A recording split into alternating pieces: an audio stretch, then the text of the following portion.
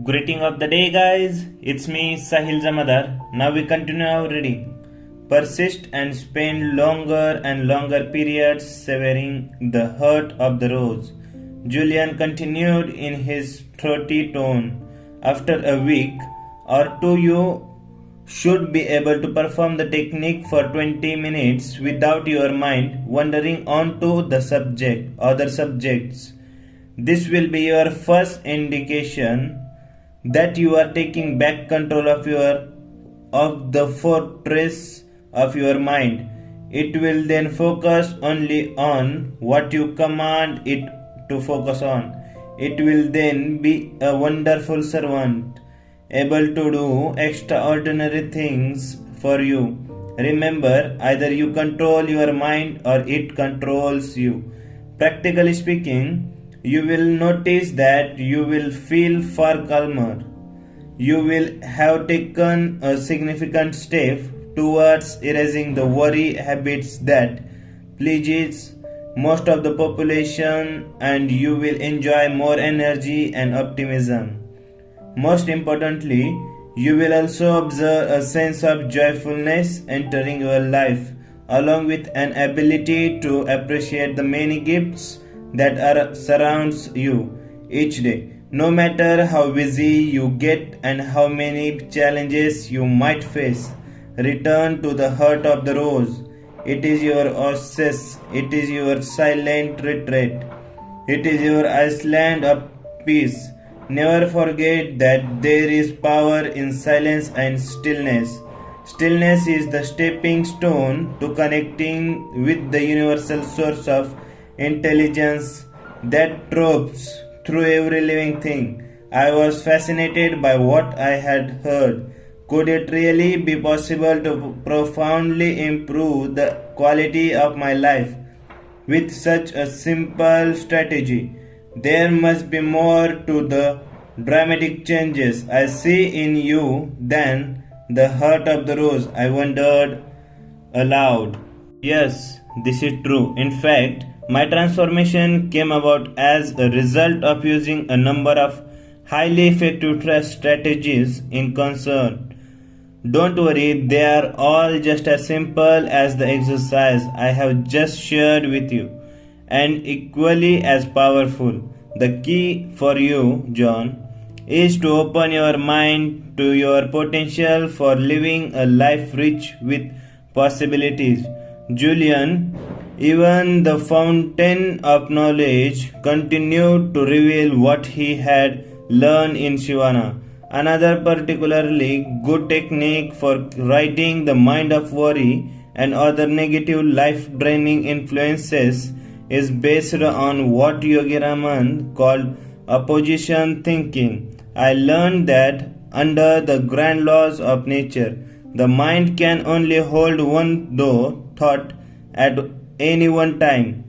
Try it yourself, John. You will see that it is true. I did try it and it is true. Using this little known information, anyone can easily create a positive, creative mindset within a short period. The process is straightforward. When an undesirable thought processes occupied the focal point of your mind, immediately replace it with a uplifting one.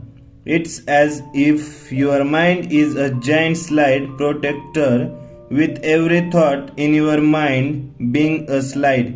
Whenever a negative slide comes up on the screen, take swift action to replace it with a positive one.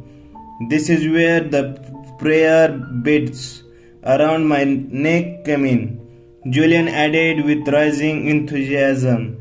Every time I catch myself thinking a negative thought, I take this necklace off and remove another bead. These beads of worry go into a cup I keep in my knapsack. Together, they serve as gentle reminder that I still have a distance to travel on the road to mental mastery and responsibilities over the thoughts that fill my mind. Hey, that's a great one. This is really practical stuff I have. Never heard anything quite like it. Tell me more about this philosophy of opposition thinking. Here's a real life example. Let's say you have had a tough day in court. The judge disagreed with your interpretation of the law. The litigator on the other side belongs in a cage, and your client was more than a little annoyed with your performance. You come home and fall into your favorite chair full of gloom. Step 1 is to become aware that you are thinking these uninspiring thoughts. Self knowledge is the stepping stone to self mastery. Step 2 is to appreciate once and for all that just as easily as you allowed those gloomy thoughts to enter, you can replace them with cheerful ones. So think of opposite gloom. Concentrate on you being cheerful and energetic. Feel that you are happy. Perhaps you might even start to smile. Move your body as you do when you are joyful and full of enthusiasm. Sit up straight, breathe deeply, and train the power of your mind on positive thoughts. You will notice a remarkable difference in the way you feel within the minutes. Even more importantly, if you keep up your practice of opposition thinking, applying it to every negative thoughts that habitually visits your mind, within weeks you will see that they no longer hold any power. Do you see what I am getting at? Julian continued his explanation. Thoughts are vital living things, little bundles of energy. If you will, most people don't give any thoughts to the nature of their thoughts, and yet the quality of your thinking determines the quality of your life. Thoughts are just as much a part of the materials world as the lake you swim in or the street you walk on. Weak minds leads to weak actions. A strong disciplined mind, which anyone can cultivate it through daily practice, can achieve miracles. If you want to live life to the fullest, care for your thoughts as you would your most prized possessions. Work hard to remove all inner turbulence. The rewards will be abundant. I never saw thoughts as living things, Julian, I replied, amazed at this discovery. But I can see how they influence every element of my world. The sages of Shivana firmly believed that one should only think sattvic or pure thoughts. They arrived at such a state through the techniques I have just shared with you, along with other practices such as a natural diet, the repetition of positive affirmations or mantras as they call them, reading books rich with wisdom, and by constantly ensuring that their company was enlightened. If even one impure thoughts entered the temple of their minds, they would punish themselves by traveling many miles to an imposing waterfall and standing under the ice cold water until they could no longer bear the frigid temperature.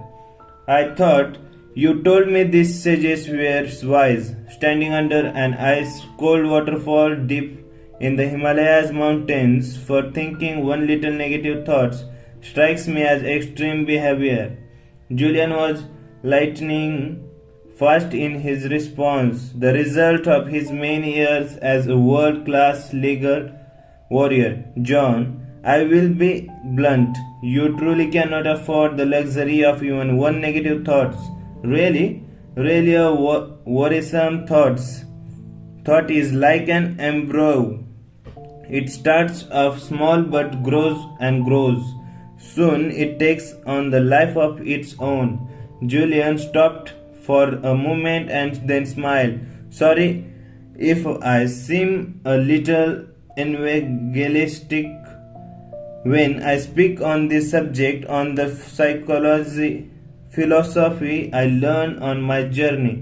It's just that I have discovered tools that can improve the lives of many people who feel unfulfilled, uninspired, and unhappy. A few adjustments in their daily routines to include the heart of the rose technique and a constant applications of opposition thinking will give them the lives they want. I think they deserve to know this. That's enough for today. We continue our reading. Okay, bye. Have a good day.